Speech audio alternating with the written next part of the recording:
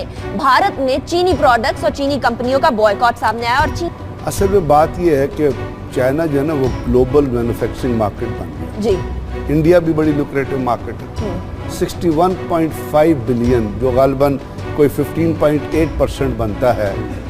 China की trade का, वो भारत के साथ उनकी जो ट्रेड चल रही है और उसमें बहुत एक लुक्रेटिव आइटम जो है वो है सीमेंट, और सीमेंट जो है वो कोई 36% इलेक्ट्रिकल मशीनरी है जो वो करते हैं और उसके साथ बहुत सारी ऐसी चीज़ें हैं। अब इस इंडो चाइना बॉर्डर ट्रेड के तहत आप ये देखिए कि 44 साल बाद एक नथुलाल पास है वो खोला गया है जिसका फ़ायदा भारत को भी है। अब भारत अगर चूँकि इकोनॉमी जो है वो बायलैटरल रिलेशंस में बेसिक स्टेप होता है, बुनियादी स्टेप। ब्रिक्स की समिट भी हो रही है जहाँ पे गोवा में हो रही है, जहाँ पे चाइनीज प्रेसिडेंट भी जा रहे हैं, तो हार्ड कोर एक्सचेंज की ट्रेड हो रही है। चाइना इंडिया को भेज रहा है, इंडिया जो है वो चाइना के पास की चीज़ें जा रही हैं, उनकी इंपोर्ट भी हो रही है, एक्सपोर्ट भी हो रही है। अब इसका इफेक्ट जो है वो इकोनॉमिकल फैक्टर्स पे ही आता है। तो इसमें अगर आप देखिए, जो मैं बुनियादी बात करता हूँ कि प्राइम मिनिस्टर मूजी जो जब वजूद में आया था या जब उसने ओथ लिया था तो उसने क्या कहा था इंडिया के लोगों को कि जी शाइनिंग चाइना और हम एक कोऑपरेटिव अपने एक ऐसा सेक्टर क्रिएट करेंगे जहाँ पर ट्रेड बढ़ेगी और लोगों को फायदा। अब जब अगर इस इनपुट को आप रोकते हैं तो आप तो बुनियादी अपने वादे से फिर रहे हैं। तो मेरा ये ख्याल है कि चाइना को इसके ऊपर, क्योंकि 61.5 बिलियन डॉलर का मामला नहीं है, ये उन कंपनियों की कंजम्पशन का मामला है जो कंपनियां ऑलरेडी इंडिया के साथ कॉन्ट्रैक्ट में एंटर हो गई है। और इंडिया को इस चीज के ऊपर एक बार फिर नजरसानी करने की जरूरत नहीं है कि वो खित्ते के अंदर चौधरी बनना चाह रहा है। चौधरी नहीं, देखिए इंडिया का मसला ये नज़र आता है, अगर वो चाहते हैं कि चीन से कम नॉर्मल ताल्लुकात रहें, यानी तिजारत चलती रहे, चीन की चीज़ें इनके पास आएँ, इनको भी इंडिया वालों को भी तो चीन की मार्केट अगरचे महदूद है, इंडिया की एक्सेस वहाँ, लेकिन एक मार्केट तो है। लेकिन बात यह है कि तिजारत के लिए आपको लाजिम होता है कि सपोर्टिव पॉलिटिकल एनवायरनमेंट कायम रखें। अगर आपकी ज़ैली जमातें, ज़ैली तंजीमें जो इंतहा पसंद हिंदू तंजीमें हैं वो एक कैंपेन शुरू कर दें चीन के ख़िलाफ़ इस बुनियाद पे कि चीन पाकिस्तान की सपोर्ट करता है, तो फिर तो मामलात बिगड़ेंगे। देखिए बात यह है कि चीन के जो पाकिस्तान से ताल्लुकात हैं उसकी बुनियाद उन बुनियादों से बहुत मुख्तलिफ है जिसकी वजह से चीन के और हिंदुस्तान के ताल्लुकात जो हैं हमें नज़र आते हैं। हिंदुस्तान का ये समझना जिसमें कि हिंदुस्तान हुकूमत की उनको तंजीमों को कोऑपरेशन है कि इस इलाके के जो दूसरे ममालिक हैं वो अपने फॉरेन पॉलिसी को, वो अपने ताल्लुकात को हिंदुस्तान के फ्रेमवर्क में अंदर रखें, और दूसरे ममालिक भी अगर इस इलाके के ममालिक से ताल्लुकात कायम करना चाहते हैं वो हिंदुस्तान की इजाज़त से, हिंदुस्तान की तस्दीक से, हिंदुस्तान की ताउन से जो है ताल्लुकात बनाए। इस तरह फॉरेन पॉलिसी चला नहीं करती, और जो मोदी साहब को रिकग्नाइज करना चाहिए कि चीन जैसे अहम मुल्क से जो हिंदुस्तान के ताल्लुकात हैं वो अहमियत के हामिल हैं। चीन अभी तो उन्होंने सीपैक को सबोटाज करने के लिए एक स्पेशल डिवीजन कायम किया, अगर आपको बताओ, और उसके स्पेशल बजट एलोकेट किया, और उसमें एक फुल सेक्रेटरी है जो उसका इंचार्ज है, उसके अंदर एक मेजर जनरल है, मेजर जनरल नटवर सिंह, और कोई और 2-3 उसके साथ एडिशनल सेक्रेटरी है, और उनका मकसद है सीपैक को सबोटाज करना। लेकिन मुझे दुख ये होता है कि वो तो कर ही रहे हैं, लेकिन हमारे अंदर जो KPK के जरिए जो पिछले दिनों स्टेटमेंट आई है, और ख़ास तौर पे KPK के जो चीफ मिनिस्टर की स्टेटमेंट आई थी कि मैंने चाइनीज़ एम्बेसडर को ये बता दिया है, और चाइनीज़ एम्बेसडर ने कहा कि हमने तो कहा ही नहीं है कि KPK पे ये चीज़ें ज़्यादा डैमेज करेंगी। Back after break. नाज़रीन, अगर नफरत की मिसाल देखनी हो तो शेख हसीना को देखिए। बांग्लादेश की ये रहनुमा पाकिस्तान के खिलाफ बात करने का कोई मौका अपने हाथ से जाने नहीं देती, और रोज सुबह उठती हैं, रोज सुबह उनको ये जरूरत महसूस होती है कि उनको पाकिस्तान के खिलाफ बात करनी होगी, और भारत को सेटिस्फाई करने के लिए, उनको अपीज करने के लिए किसी ना किसी तरीके से पाकिस्तान के खिलाफ बात करनी होगी। और अब इसी तरह का एक बयान देती हैं, कहती हैं जी पाकिस्तान से ताल्लुकात, सफारती ताल्लुकात खत्म करने के हवाले से शदीद दबाव है। वे भी कहती हैं कि सार्क कॉन्फ्रेंस में ना जाना अपना डिसीजन था, और भारत का शुक्रिया अदा करती हैं कि बांग्लादेश बनाने में बहुत मदद की। नरेंद्र मोदी ने बांग्लादेश में जाके क्या कहा था डॉक्टर साहब, हमें वो भी याद है। और ये लेकिन शेख हसीना को कुछ ऐसे बात होता क्या है, ऑल ऑफ अ सडन उठती हैं, ऐसा कोई बयान दाग देती हैं। देखिए बात यह है कि जहाँ तक उनके ये फैसले का ताल्लुक है सार्क मीटिंग का, वो तो हमें पहले से पता था कि शेख हसीना खुद पाकिस्तान नहीं आएंगी। اور ان کا کوئی منسٹر آئے گا، لیکن جب ہندوستان نے فیصلہ کر لیا مودی صاحب نے، تو انہوں نے کہا مودی صاحب کے ساتھ ہم بھی اپنی کارروائی ڈال لیں۔ شیخ حسینہ کا مسئلہ جو ہمیں نظر آتا ہے وہ یہ ہے کہ قومی ضروریات اور قومی تقاضوں کو ایک طرف رکھتے ہوئے جو ان کی ذاتی بنیاد پہ دوست اور دشمن کا تصور ہے وہ ان کی پالیسی پہ ڈومینیٹ کرتا ہے۔ پاکستان کے خلاف تو وہ جو ہے جب پہلی دفعہ وزیر اعظم بنی تھی 96 میں، اس وقت سے اٹھا کے دیکھ لیجئے کہ جب بھی وہ اختیار میں آتی ہیں، اقتدار میں آتی ہیں، تو پاکستان کے خلاف ایک کیمپین جو ہے وہ لانچ کرتی ہوئی نظر آتی ہے۔ اور ہوا یہ ہے کہ جو 2014 کے انتخابات تھے، جنوری 2014 کے اندر، اس میں اپوزیشن نے خالدہ ضیاء بنگلہ دیش نیشنلسٹ پارٹی نے بائیکاٹ کیا، جس کی وجہ سے جو موجودہ پارلیمنٹ ہے اس کی بنگلہ دیش کی، وہ آدھے سے زیادہ ممبران ان اپوزڈ الیکٹ ہوئے ہیں۔ اور وہ بائیکاٹ اس لیے ہوا تھا کہ 1996 میں ان کے الیکشن پہ ایک تنازع کھڑا ہو گیا۔ 2 دفعہ الیکشن ہوئے تھے 1996 کے اندر، کیونکہ الیکشن پہ اعتراضات تھے، دوبارہ الیکشن کرانے پڑے۔ پھر بنگلہ دیش نے ایک تصور ڈالا اپنے کانسٹیٹیوشن میں کیئر ٹیکر گورنمنٹ کا، کہ انتخابات کیئر ٹیکر گورنمنٹ کے تحت ہونے چاہیے، یہ بنگلہ دیش نے انٹروڈیوس کیا۔ لیکن شیخ حسینہ نے جب پہلی دفعہ الیکشن جیتا 2009 میں، اس وقت یہ تصور موجود تھا، ہمارے ہاں بھی اس پہ بات ہوئی، لیکن بعد میں شیخ حسینہ نے 2014 کے الیکشن کے لیے وہ کیئر ٹیکر کا تصور ختم کر کے کانسٹیٹیوشن امینڈ کر کے انہوں نے خود ہی الیکشن کرائے، جس کا خالدہ ضیاء نے کیئر کر لی کہ وہ الیکٹ ہو کسی بھی طریقے سے، وہ انشور کیا۔ اور انہوں نے اتنا خراب کیا خالدہ ضیاء اپوزیشن کو کہ انہوں نے بائیکاٹ کیا، جس کا فائدہ ان کو یہ ہوا کہ اس وقت وہاں کی پارلیمنٹ میں 90% لوگ جو ہیں وہ عوامی لیگ سے تعلق رکھتے ہیں، اور وہ ان کا کام صرف یہی ہے جو شیخ حسینہ صاحبہ فرماتی ہیں،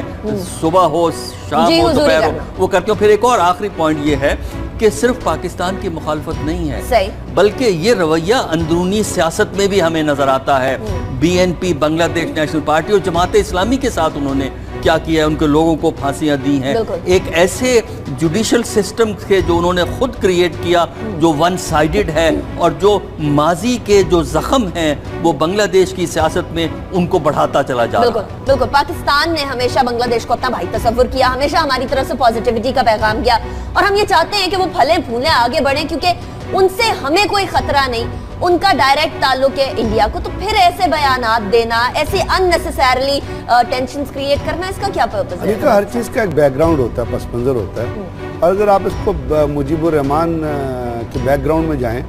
تو وہ بہت عرصے پہلے اگرتلہ سازش سے پہلے ہی was on Indian pay, اور ان سے بڑے کلوز تعلقات تھے اس وقت سے جب سے اس نے اسٹوڈنٹ فیڈریشن بنائی تھی۔ اگر آپ کو یاد ہو تو 1963 میں مجیب الرحمان نے عوامی لیگ سے مسلم عوام، پہلے تھی مسلم عوامی لیگ، مسلم کا لفظ اس نے نکال دیا تھا، یعنی اس نے مسلمان ہونے سے اپنی آئیڈینٹی اس وقت ہی ختم کر دی تھی۔ پھر جب وہ اگرتلہ سازش کیس میں یہاں پہ جب 34 اور آفیسر ٹرائی ہوئے، اور وہ بڑا جینوائن کیس تھا جس کو بلڈ کر رہے تھے، لیکن پھر کوئی جو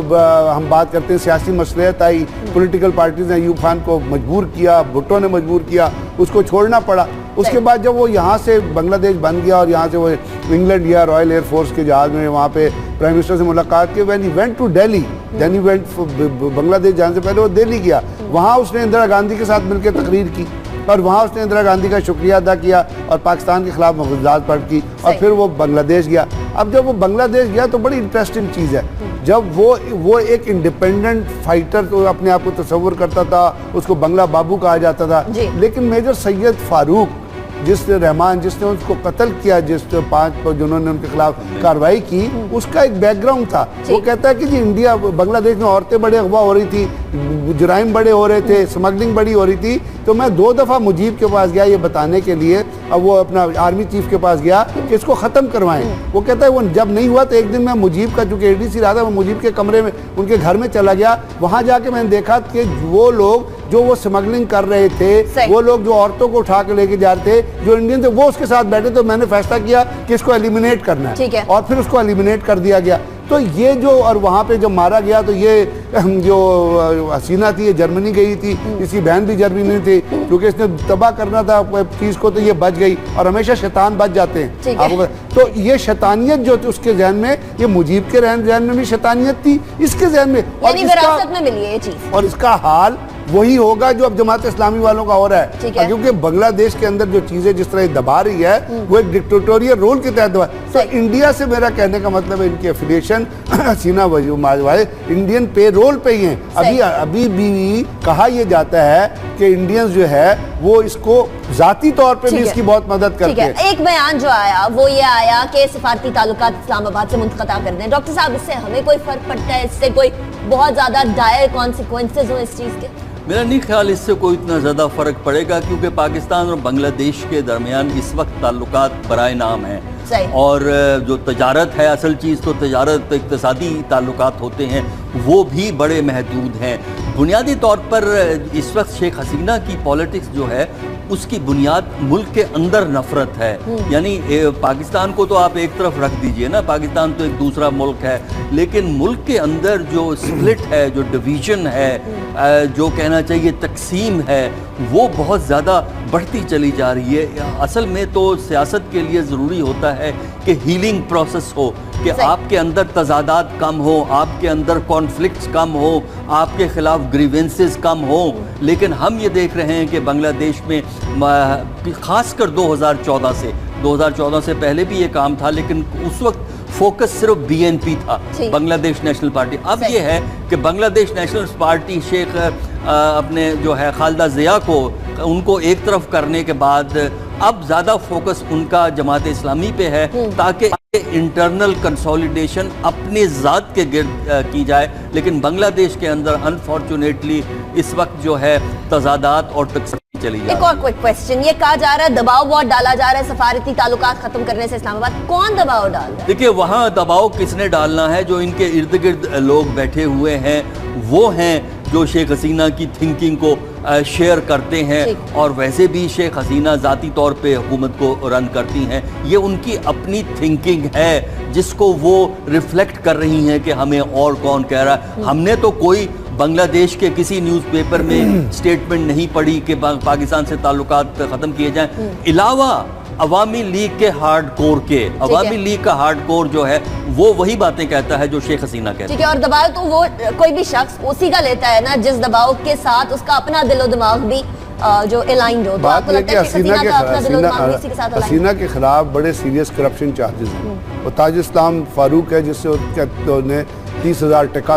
ٹکاز دیے تھے ایک کانٹریکٹ دینے کے لیے. پھر اس کے خلاف مرڈر چارجز بھی ہے. مرڈر چارجز میں جو اپنے اپوزیشن ہیں ان کو مرڈر کرانے کا 4 بندے مرڈر ہو گئے تھے. تو یہ چارجز اس کے خلاف ایکسٹینڈ کر رہے ہیں. اب اس نے ان دونوں چیزوں سے باہر آ کے جو ہارڈ کور ایلیمنٹس ہیں، اور ہارڈ کور ایلیمنٹس ہر جگہ ہوتے ہیں، جو جماعت اسلامی تھی، جو مکتی بہانی تھی، اس کے خلاف جو چارجز ہیں، اور مکتی بہانی نے جس طرح مکتی بہانی نے جو بنگالی تھے انہوں نے جس طرح لوٹ مار کی اور عورتوں کا ریپ کیا، یعنی اگر آپ دنیا کی انٹرنیشنل کتابیں پڑھیں تو وہاں پہ یہ کہا جاتا ہے کہ جتنی پاکستان کے خلاف الزام لگایا جاتا ہے اتنی اسپیس ہی نہیں تھی کرائم کرنے کی. تو اب یہ جو چیز کو ایکسپلائٹ کر رہی ہے، اور اس کے اندر جو پارٹی کے اندر ہارڈ کور ایلیمنٹ اور اس کی اپنی ذات کے اندر بھی نفرت پوشیدہ ہے. ٹھیک ہے،